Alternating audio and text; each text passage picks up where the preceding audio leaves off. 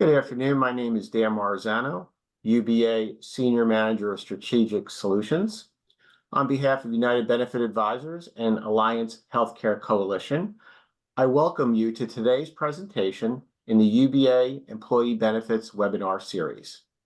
Today's topic is, what is your strategy with captives? Mick Rodgers will be the one leading our presentation. Mick has extensive experience in this area. Along helping Mick today is going to be Lindsay and Sandara of Alliance Healthcare Coalition. Mick, the floor is yours. Thanks, Dan. Hi, everyone. Wow, we got it's a great turnout. Super excited to share, what we're doing. And really, I think what the overall market is really sort of doing with captives.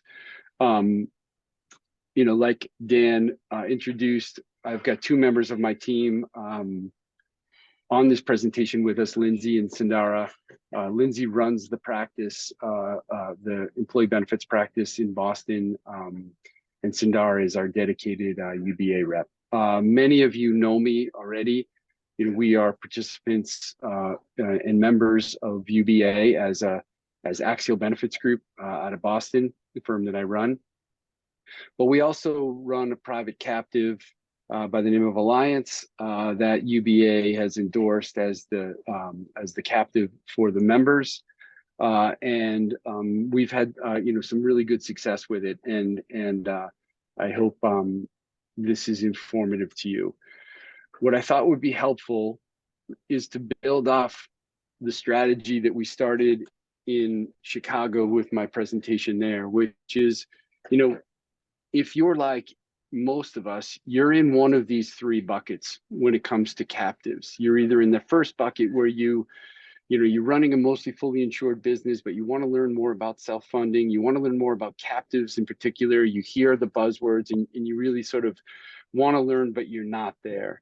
The second bucket is really, a good tranche of us that have a lot of expertise in self-funding, moving groups from fully insured to self-funding, but really haven't taken that leap into the captive world yet. So I'm going to try and focus on, when we get to that section, on really what really does that look like. And then the third one is, some of us are very deep into captives, and I think I'm going to try and take a look at really how you're evaluating different captives and the different type of models.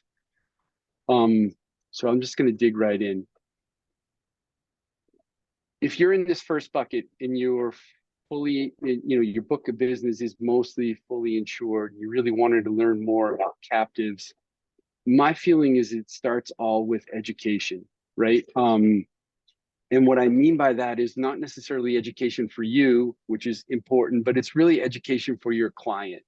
And this is really a slide that we use to educate our clients as to the overall purchasing structure of employee benefits, right? And if you look up on the top left, you start with the fully insured model, and then you move down to eventually when you get to what we call here a coalition or captives.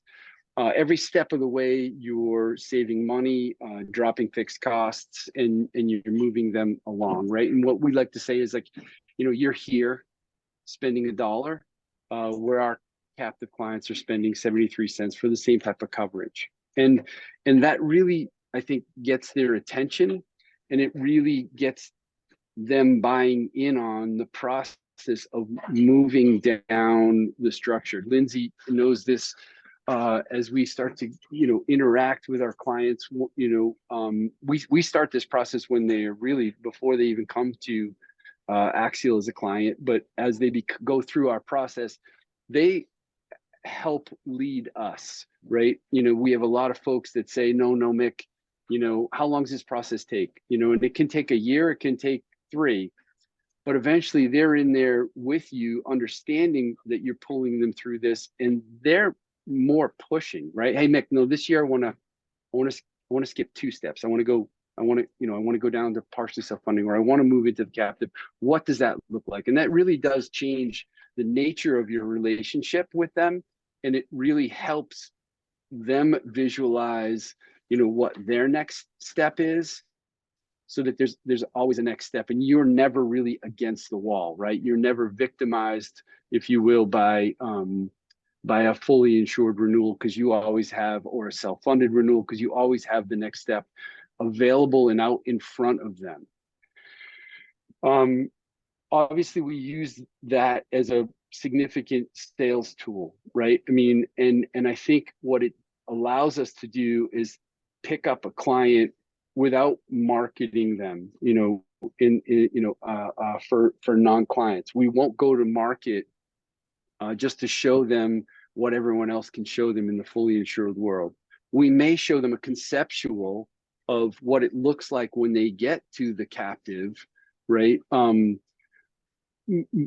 But we don't understand anything about their risk or what's going on with them. So it really is just them buying in on the process, and then the rates really fall out of that. So I think what's really helpful is that you don't need a rate to win a client, right? They're buying in on that concept. The other really significant concept that we like to drive them through is really the concept of pooling. And we usually show this slide, and it's from the ever exciting Association of Actuaries in the United States here.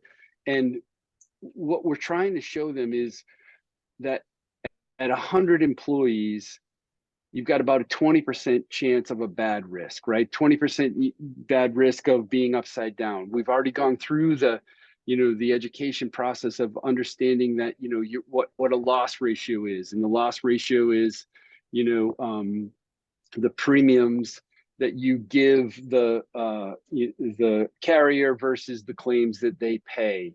And a bad year, right, according to this, is that they've paid more claims than you've paid premium, right? So you're in an upside down situation. So at 100 employees, we like to show them that they have a 20%, or about 1 in 5 year of having that bad risk. But as they get bigger, right, if they were to grow on their own to about 1,000 lives, or join a pool like our captive coalition, their probability of a bad risk as they get larger, or as they join a larger group, gets less and less. And at 1,000 employees, you're down to a very, very stable risk.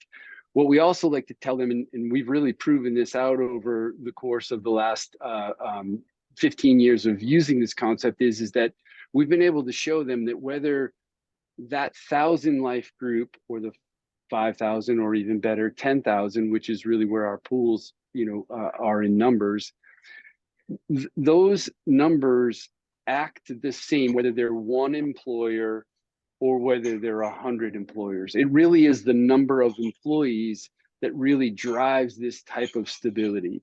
And so you joining with your 75 lives into a 10,000 life pool, you're gaining that comfort of the stability, of the pool. So this is a really big concept that we spend a lot of time on in the pre-sale period, but also once they're our client. Lindsay works it in almost on every meeting of a client that's moving through that spectrum. The second bucket is if you're already working with self-funding, but you're not using a captive. I think, to me, what that meant before I used captives, if I can actually try and remember back then, is that I always felt like I had hit a brick wall. I had taken them from fully insured, maybe into some level funding products, moved them to self-funding. There'd been significant gains in lowering their costs and figuring out the controls and understanding the cost controls that they needed. But then I would hit a roadblock, right? I mean, I would get them into this environment, this freedom of environment to deploy all these pieces, but then I would hit a roadblock, because the only thing I could do now would be to either increase their exposure, raise their specific, to lower their fixed costs. And I always felt like it was, talk about being up against the wall. We were asking them to take more risk to lower their fixed costs, right? And that was the only game in town, right? Other than marketing stop loss and reviewing contracts, etc. We had hit a roadblock, and the captive really gives you that next step, right? It offers that concept of mitigation. And really it offers the ability for your client to have an upside if the pool does well, right? I mean, I think that the concept of the overall captive is this, right? That we create a pool of money with our clients. That pool of money sits over their specific deductible, but underneath, and I'll show you the model underneath, a reinsurance, and that shared layer pays for their large claims and everyone else is in the pool. But when there's money left over, and our program has had money left over every year, it goes back to the clients as a pro rata share. So every year there's a settlement of, we've paid this much, but we're getting this much of an underwriting gain back, or premium that's been unpaid for for claims back to us. So it happens in a layering fashion, and they're able to help fund the next renewal with the last return, and it becomes a domino effect that they get used to. In a pool like ours that's so high performing, they're planning on a refund from the pool every year to help mitigate what we're doing. It also, because we have this controlled environment, we measure everything, right? And we're able to look at cost controls in a little bit different fashion, right? Because we can measure the same set of groups year over year with different indicators, right? And this was a cool study that we did 17, 18, 19 year, where we were able to measure all of the important indicators for one of our pools. And you can see that all the critical indicators, the high risk, the anemias, the high blood pressure, everything had moved down, because we have this stable of 10 or 12 cost controls, things like PBMs, direct contracting, concierge health, independent nurse case management. We can deploy them as we go and then measure it year over year. And it's a very interactive way of managing your clients. Of course, they love it because they feel that they are, we are doing the right thing. We get a significant amount of feedback when we present this at our user conferences every year, because they feel like we are taking proactive steps to help mitigate risk and give, every dollar saved in the shared layer, a percentage of that goes back to them, right? So it becomes a different game, and a very interesting client relationship based on that interaction. The last bucket is, and again, if you're in that second bucket, I think that this will also be helpful for you, because what I'm really trying to do is, if you're already using a captive and you understand captives, really, how are you using them, right? And do you think that the model that you have them in, because they're all different models, they're all different twists. We have a super simple model, because I believe that, like, the simpler the better, right? If it takes me more than a couple sentences to describe to a client or a prospect what we're doing and how we're doing it, it gets too convoluted. And and to be candid, I'm really wondering if some of these captive models out there are really helping your clients, or are they helping the underwriters, right? They're with mitigating their losses, right? I'm very passionate about this. But if you're purchasing a captive or accessing a captive through an MGU, and I use that MGU as a very loose description of a wholesaler, right there. This is something that is being used to wholesale out. They're adding costs, right? So if you're not in type of direct relationship with the captive itself, the client is spending extra money for that relationship. That extra money is coming out of the potential return, and it makes it it makes it hard for a captive to have long-term sustainable quality results, right? And I think that this is such an important concept. No matter what bucket you're in, I'm going to walk you through sort of how the different models may that you might even be involved in now, and you might not even realize how they're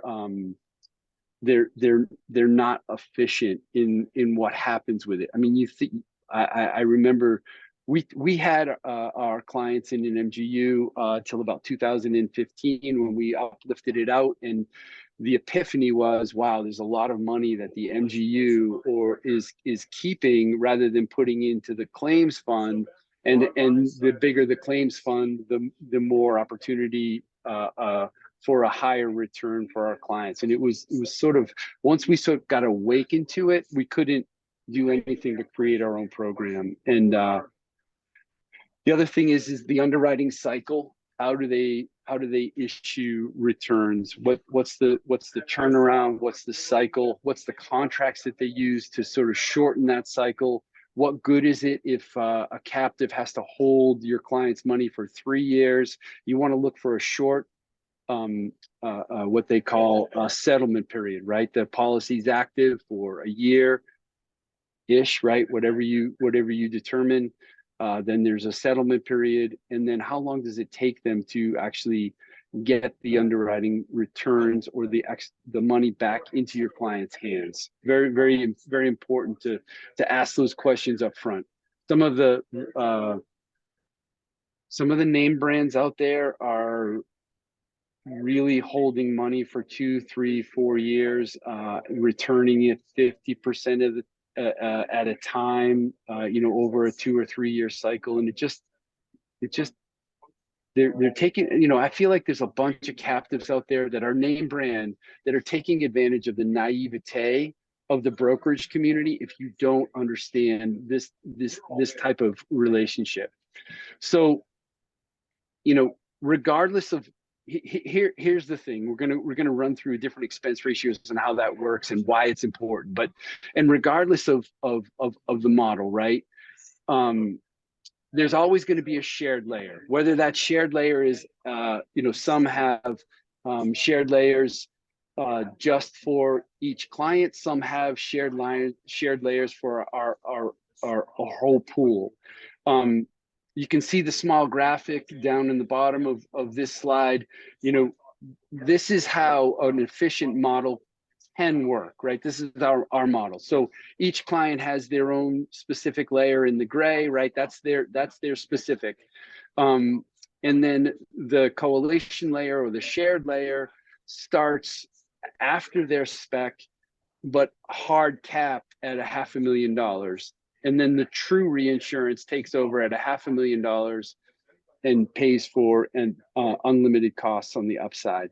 The other thing is that you'll notice that the employers, they buy spec and ag, so their bubble is protected. You can use a max funded approach when you have that type of a bubble.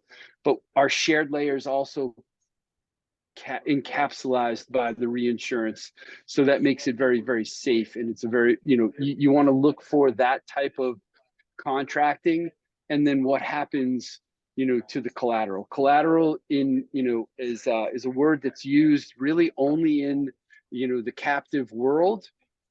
But essentially these captives are licensed insurance companies in the state or the country that they're domiciled, right?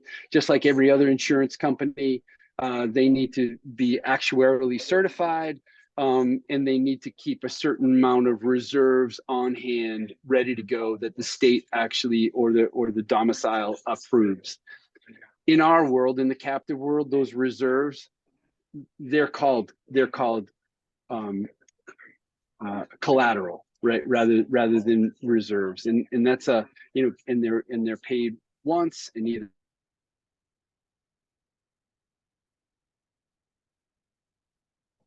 So you want to pay attention to the model. Here's the, if you take away nothing else from this conversation, is that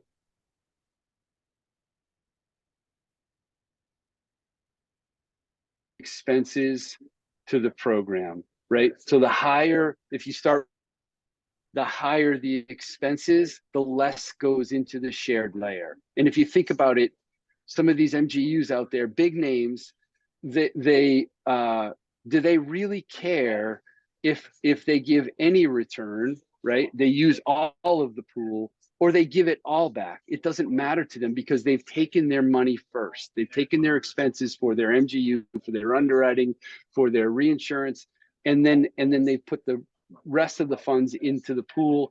If it's all spent, it's no skin off their, you know, teeth. If it's none of it is spent, right, in an extreme case, it still doesn't benefit them either. So you want to watch out for that. And the you know, the expenses that you want to understand how they're paid and what percentage are the captive management, the actuarial fees, the state insurance filing fees, the stop loss coverage. Is the stop loss coverage included in the expenses? Are there MGU fees, etc.? And if you bear with me for a minute, what I'm going to do is show you 3 separate captive models with different expense ratios. We're going to start with a $20 million pool of business. That's a legitimate pool, right? That's, you know, there's not really a commercial program out there that has less than that. But what I'm also going to do is show you 3 different expense ratios and what that means at an 80% loss ratio. If everyone pays the same amount of claims, what your clients end up with to distribute. So the first model is the 27% expense ratio. And again, the way that I'm doing that is the captive management. It costs 2% of the 20 million. There's no MGU, fee. The reinsurance cost is 25% of the 2 million.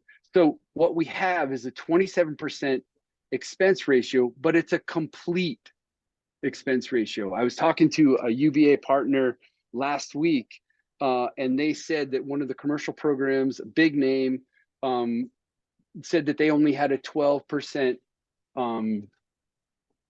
expense ratio. And I said, "Does that include the reinsurance or not?" And they said, "No, it does not include the reinsurance." And I'm going to show you what that model looks like in a minute.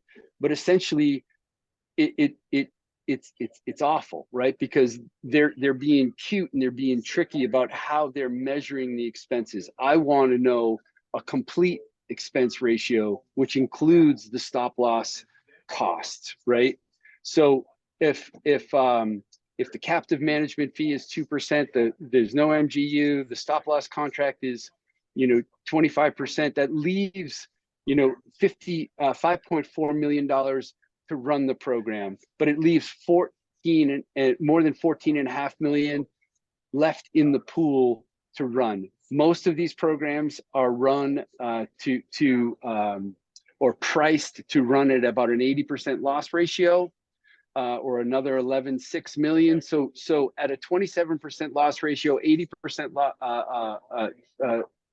loss ratio, we're going to give back to the clients almost $3 million, right? And I think that's sort of a good look at how an efficient model can work.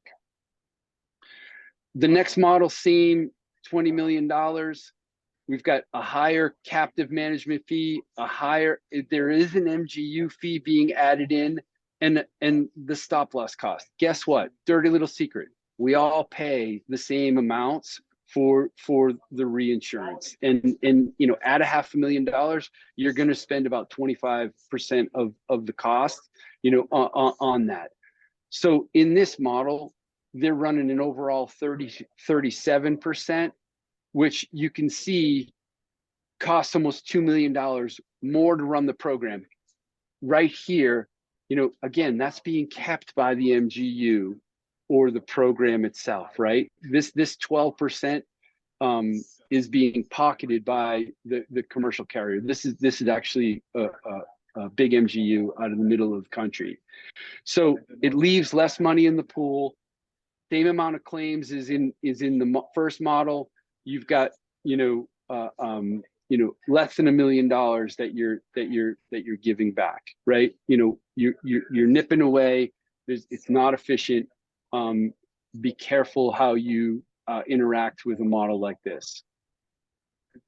The last model, again, the most egregious, very large program run out of the East Coast. $20 million. We start with the same 20 million. They've got, you know, higher captive management fee. There is an MGU fee, same cost for the reinsurance, you know, more money out of the expenses at a 39% loss ratio, right? It leaves less money in the pool. There is a typo in that, but the 12.2 million is left. The same claims out of that 12.2 million only leaves $500,000 to give back. So you can see that there's a drastic difference between the same dollars and what program you're tapping into. And you know, I guess the last thing is you know, I will pump the alliance. We've been running you know, less than a 4% trend over the last 8 years, and we've been giving back 18-20%. I think it's a remarkable performance, and we like to show it off. And I think with that, we have a few more minutes. I think Dan, Lindsay, have you been catching any of the comments that have been coming in? Yeah, we have a few questions that we can go through if we have time. Great. The first one is, without a fixed premium, how do we protect against large claims? Yeah, so without a fixed premium, how are we, you know, I think what they're asking is really, how are we protecting the pool, right? How is anyone protecting the pool? And I think that the answer to that is, you know, being careful on the selection of the, you know, what program you pick, right? So it doesn't leave your client exposed. There's programs out there that have a $500,000, what they call retention level, which is where the unlimited coverage and the shared layer stops and the unlimited coverage stops. There's some commercial programs out there at 750. There's some commercial programs out at $1 million. So you first thing you want to watch is how much does the shared layer carry in that tranche. The second thing is you obviously want to understand not only your cost controls, but what does the pool require for cost controls, right? I mean, we have a high level of expertise in cost controls. We want to make sure that that every member is using cost controls. We're not really mandating what, but we're trying to understand how those all interact and limit the large claims. But remember, any one claim is never going to be more than its highest level, either $500,000, $750,000, or $1 million. So just watch out what you tap into. The next question is, what is the minimum amount of lives enrolled in order to get a quote for the captive? That's a good question. We're really looking for clients. I think where we start to get competitive is Lindsay, what's the number? 50? Yeah, 50. Right? That 50. We get more competitive as we get closer to 75 or 100. All right, great. A few people asked this question. What's the impact to employees when moving from a fully insured to a self-funded plan with the captive? Yeah, it's a good question. And I think the answer is what does the broker want to do about that, right? I mean, like most of the plans that it's a really good point, right?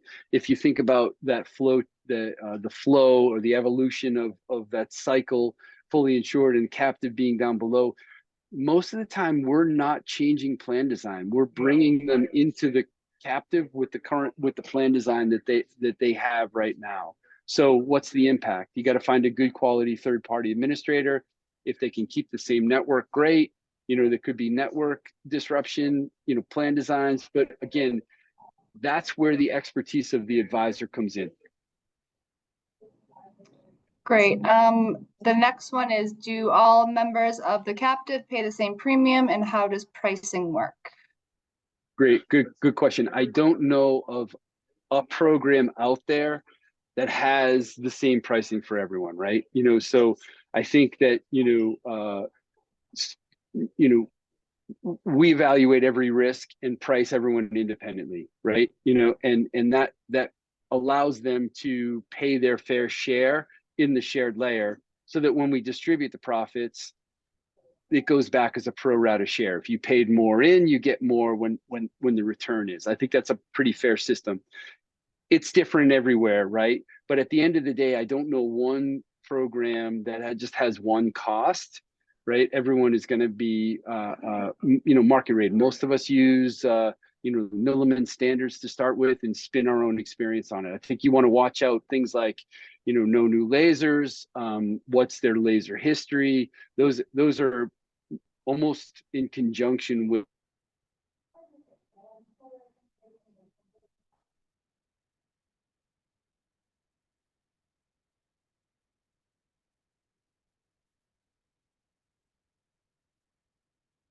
saw this. Did you say you can accommodate?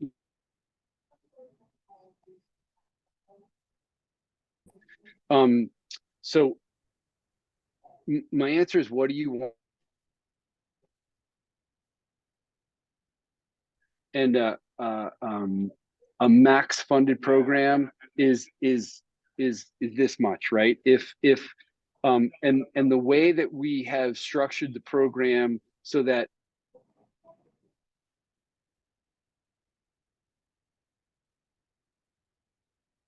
allows you to say, if you wanted to bring a client from fully insured into this type of environment and you wanted to sort of speed up the process and max funded made sense for them, we could accommodate that, right? And essentially,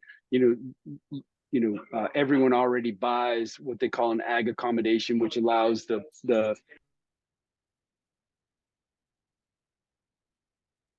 if there's not enough in their claims fund, and then they pay it back over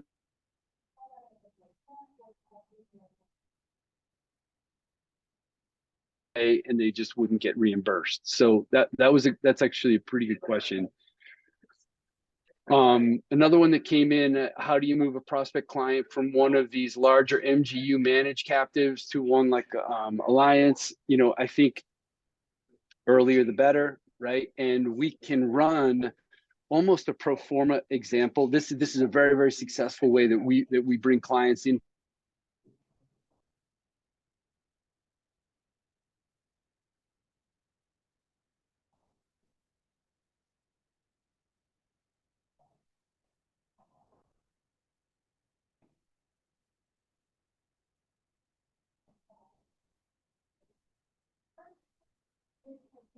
Internal runnings of the program rather than focusing on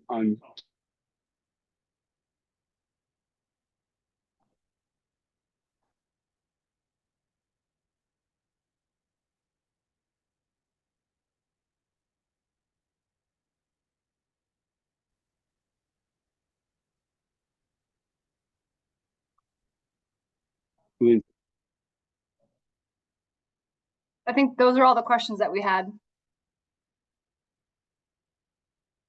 thank you for your time, Dan. If there's no other questions, I think we're done, right?